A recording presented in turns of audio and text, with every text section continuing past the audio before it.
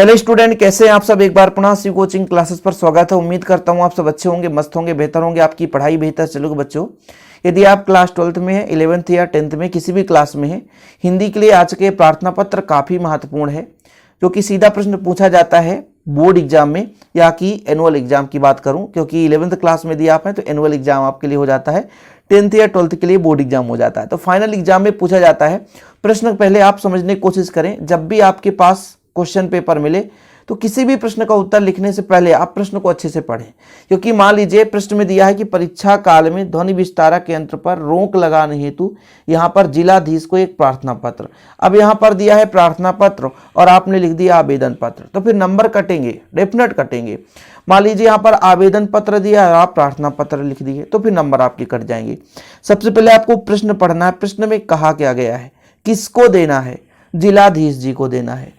अब जैसे कुछ लोग ध्वनि विस्तारक यंत्र पर रोक लगाने के लिए मान लीजिए एसडीएम के लिए तैयार किए हैं और पेपर में आ गया जिलाधीश के लिए, बस जा करके एसडीएम के श्रीमान एसडीएम महोदय है ना, या तहसीलदार महोदय यहाँ पे नॉर्मल दिया है, तो आप लोगों के ऐसे नंबर कट जाते हैं। इसलिए प्रश्न को अच्छे तरीके से समझना है। कुछ बच्चे नहीं सोचते अरे बहुत अच्छा आया है यार, लाउड स्पीकर का आया है, बस लाउड स्पीकर का जो याद किया उसको छाप दिए। ध्यान ये देना है किसको देना है भाई। यहाँ पर कमिश्नर जी को नहीं देना है, मुख्यमंत्री जी को तो नहीं बोल दिया गया, जिलाधीश को या कि अपने ही तहसीलदार जी को देना है या कि नगर पंचायत अध्यक्ष को देना है। तो ये चीज आपको ध्यान रखना है कि यहाँ पर दिया है अपने जिला के जिलाधीश को, तो फिर आपको जिला भी मेंशन करना पड़ेगा और जिलाधीश भी मेंशन करना पड़ेगा। तो सबसे पहले प्रश्न पढ़ लिए, क्या देना है, प्रार्थना पत्र ही देना है। तो इसमें आपको विषय लिखना है। जब भी आप किसी बड़े अधिकारी है ना या अपने से बड़ों को पत्र देते हैं तो वहां पर विषय लिखा जाता है, और अपने बराबर में अपने छोटे को देते हैं तो भैया वहां पर विषय लिखने की जरूरत नहीं पड़ती है। आप लोगों को हम पहले भी समझा चुके हैं फॉर्मल और इनफॉर्मल लेटर में। ओके, तो जब भी बच्चों हम किसी बड़े अधिकारी को देते हैं तो वहां पर लिखते हैं प्रति, और किसको दे रहे हैं, जिलाधीश महोदय, और आपको अपने ही जिला में देना है। तो यहाँ पर जैसे यहाँ पे जिला नहीं लिखा है तो आप यहाँ पर भोपाल लिख सकते हैं, शहडोल, मंदसौर, कुछ भी लिख सकते हैं, इसमें कोई दिक्कत नहीं है, जो जिला हो, है ना।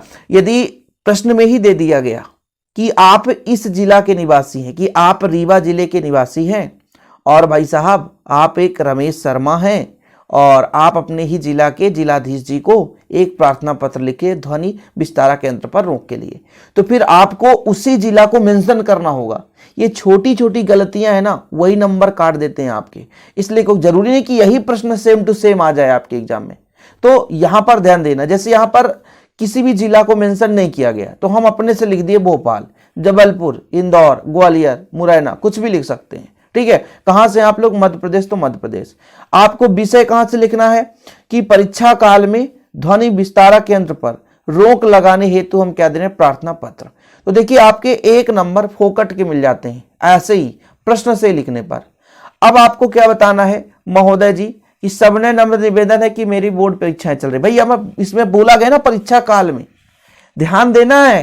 बताया ना कि बार बार कह रहा हूं क्वेश्चन पे आप लोग थोड़ा सा फोकस करेंगे। परीक्षा काल में तो आपको बताना पड़ेगा कि परीक्षा का समय चल रहा है, हमारी परीक्षा वार्षिक परीक्षा होने जा रही है ना, कुछ दिन में परीक्षा होने वाला है। और हम लोगों के पढ़ाई में, यानी हम लोगों के मतलब हम सभी विद्यार्थियों के पढ़ाई में ये परेशानी आ रहा है कि क्यों, क्योंकि ध्वनि विस्तारक यंत्र बजाया जा रहा है। अब भाई साहब कुछ भी आप कारण बता सकते हो कि शहर में एक बड़ा सा फंक्शन आयोजित किया जा रहा है जिसमें से 70 डेसिबल से भी ज्यादा का साउंड प्रयोग किया जा रहा है, जिस कारण हम सभी विद्यार्थियों को क्या हो रहा है, व्यवधान उत्पन्न होता है।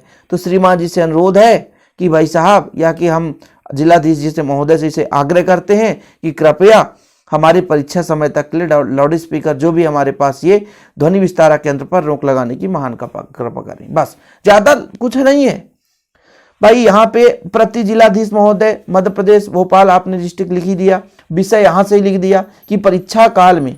ये परीक्षा काल शब्द ना आपको ये बताता है कि जब आप वहां पर आग्रह करेंगे जिलाधीश जी से, वहां भी लिखना पड़ेगा आपको कि हमारा परीक्षा का समय चल रहा है। मतलब आजकल बोर्ड परीक्षाएं चल रही हैं और सभी विद्यार्थी अपनी परीक्षा की तैयारी कर रहे हैं, अध्ययनरत हैं, किंतु जगह जगह क्या कर रहे हैं, लाउड स्पीकर बजाते रहते हैं। मतलब ध्वनि विस्तारक यंत्र का प्रयोग किया जा रहा है, जिसके कारण सभी विद्यार्थियों के अध्ययन में क्या हो रहा है, व्यवधान उत्पन्न हो रहा है। अतः श्रीमान जी से अनुरोध है कि समयावधि तक जो हमारा परीक्षा है उसके समयावधि तक जो ध्वनि विस्तारक यंत्र है उस पर प्रतिबंध लगा करके हमारी समस्या का समाधान करें। बस ये महोदय जी देखिए यहां पर देखिए आप अपने भाषा में लिखिए, सबने नम्र निवेदन है कि आजकल बोर्ड की परीक्षाएं चल रही हैं, मतलब वार्षिक परीक्षा चल रही है। आप लोग ये बोर्ड इंग्लिश शब्द हो गया, आपके बुक में भी लिखा मिल जाएगा, आप अपनी भाषा में लिखिए। सबने नम्र निवेदन है कि आजकल है ना क्या हो रहा है बच्चों, वार्षिक परीक्षाएं चल रही हैं। हम सभी विद्यार्थी अपने अपनी परीक्षा की तैयारी में अध्ययनरत हैं, किंतु आजकल शहर में जगह जगह ध्वनि विस्तारक यंत्र का प्रयोग किया जा रहा है, जिससे अध्ययन में व्यवधान उत्पन्न हो रहा है, पढ़ाई में परेशानी हो रही है। तो आपसे अनुरोध है कि कृपया परीक्षा समयावधि तक, जब तक हमारी परीक्षा चल रही है, तो ध्वनि विस्तारक यंत्र पर प्रतिबंध लगाकर हमारी समस्या का समाधान करें। ठीक है, आप सभी के हम क्या रहेंगे भैया, हम सभी आपके आभारी रहेंगे। फिर यहाँ पर देखिए धन्यवाद प्रार्थीगण, सभी के लिए प्रार्थीगण मतलब हम सभी विद्यार्थी दे रहे हैं। यदि किसी का स्पेशल नाम रहता तो आपका है ना, या आपका एक प्रकार से प्रार्थी नीचे लिख सकते हैं कि भाई रमेश शर्मा, तो रमेश शर्मा। कहाँ से हो आप, शासकीय उच्चतर माध्यमिक विद्यालय। अब यहाँ पे एक चीज और मेंशन किया हूं मैं कि यहाँ पर भाई जिला, जो यहाँ पे जिला यदि नहीं दिया है तो आप अपने मन से जिला तो लिख रहे हैं, लेकिन नीचे भी आप उसी जिला को लिखेंगे, नहीं तो पता चला ऊपर लिख रहे हो कि भोपाल जिले के जिलाधीश महोदय को और आप भाई हो जबलपुर, नीचे लिख दिए हम तो जबलपुर के हैं, तो ये गलत हो जाएगा। धन्यवाद प्रार्थीगण शासकीय उच्चतर माध्यमिक विद्यालय भोपाल, मतलब आप भोपाल ही मेंशन करोगे कि हम भोपाल से ही हैं, तभी तो पता चलेगा कि भोपाल के, तभी तो भोपाल के कलेक्टर को आप दे रहे हो भाई। जैसे आप मान लीजिए कटनी के हैं तो कटनी के कलेक्टर को देंगे, सीधा है। जबलपुर के जबलपुर के लिए, ग्वालियर के तो ग्वालियर, तो जो ऊपर जिला आपने लिखा है वही नीचे लिखना है, तभी आपको नंबर पूरे मिलेंगे। यदि थोड़ा बहुत इधर उधर मिस्टेक किए फिर नंबर आपके कटने के चांसेस फुल हो जाते हैं। ओके बच्चों, तो इस प्रकार से आपको 2024 में प्रार्थना पत्र दिया जाए तो लिख देना है, और भी जिस पर आपको चाहिए कि सर इस विषय पर चाहिए, मतलब आवेदन पत्र या प्रार्थना पत्र, तो मैं आपके लिए बच्चों वीडियो बना दूंगा। ओके, तो आज के लिए इतना ही। जय हिंद, वंदे मातरम।